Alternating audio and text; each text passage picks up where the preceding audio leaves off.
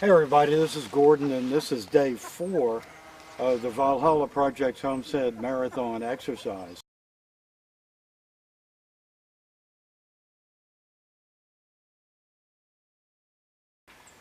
Those of you who have been down range in almost any theater really are aware, particularly if you were on some of the more remote comps and fobs and bases, that communications are severely limited.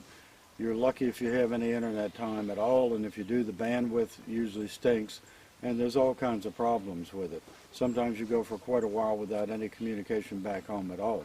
So you can understand, perhaps better than most, what the communications blackout that was self-imposed for the purposes of this exercise is doing to change a normal daily routine.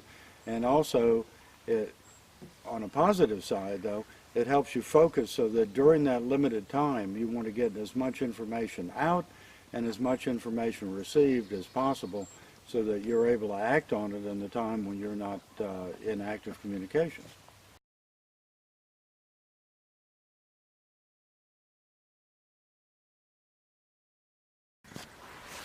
Yeah, speaking of being out of communications, one of the things that we've discovered here shortly after moving up was that in the early winter of 2009, what happened was the fairly severe ice storm came through the Ozarks, and for most of our surrounding area, power was out a minimum of a week or two, and in many cases as much as a month.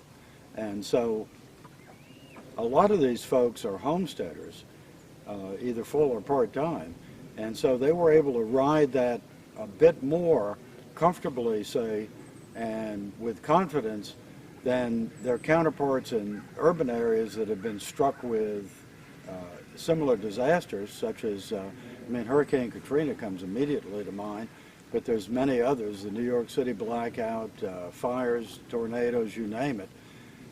And that's one of the things we've discovered about living in the rural area, is that many people do this instinctively or teach themselves how to do it.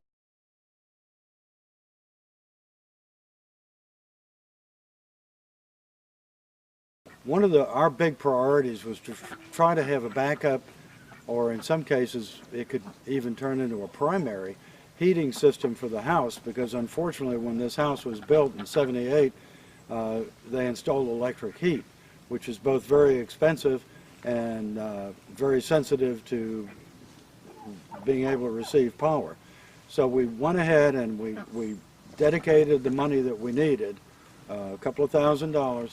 We had a wood stove that we had inherited with the house, a really high quality one, but the chimney was a disaster, and the chimney sweep and inspector told us that had we ever made a fire in that stove, we probably would have burned the house down. So it became high priority for us to have a triple insulated, very professionally done chimney put in. And while it was a little painful at the time, we went ahead and put the bucks out, because we recognize that, number one, this is a long-term investment. It's not just a seasonal thing. It'll last for years. And number two, that there are times when you're going to have to sacrifice in advance to be able to give yourself the safety and the comfort of being able to survive in case of an emergency. Not only to survive, but to thrive. And so that's what we do. Some of you have been following us for a while may remember that last year from fall on was a pretty tough one, because I had destroyed my right leg, what was left of it in the first place, and had cardiac issues. But the main thing we had to take care of was to get that leg fixed, because from November until surgery in March and then beyond for recovery, I was absolutely immobile. I was on crutches, and Chris was trying to run this whole place, mostly by herself, in sometimes very acute weather. We had a lot of ice last year, and a lot of it stayed, and it made the place miserable, then snowed on top of it. Those of you in the colder weather climes know exactly what I'm talking about, but having to carry hot water twice or 3 times a day down from the house to keep these waterers going for our birds and animals took quite a toll on her.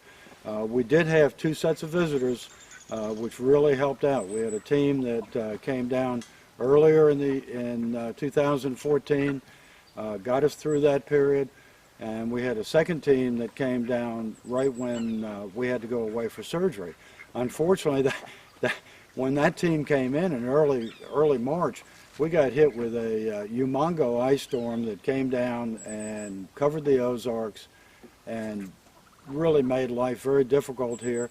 The house was freezing cold because the electric heat, as I said earlier, just doesn't seem to really do the job. So for all those guys who were here before, for all the cold and the misery you endured, be aware that now that bunkhouse with just a little bit of wood is toasty warm and ready to go, and it's enough actually to spill into some of the other rooms through the kitchen, through the dining room, and keep that whole wing extremely comfortable. So you're welcome to come down. You don't need to bring your sleeping bags. We're all squared away and ready for you. And we promise you that it'll be a lot more pleasant environment this time than it was on your last somewhat miserable visit, although we're terribly grateful to all of you for making the sacrifice when we had to be away.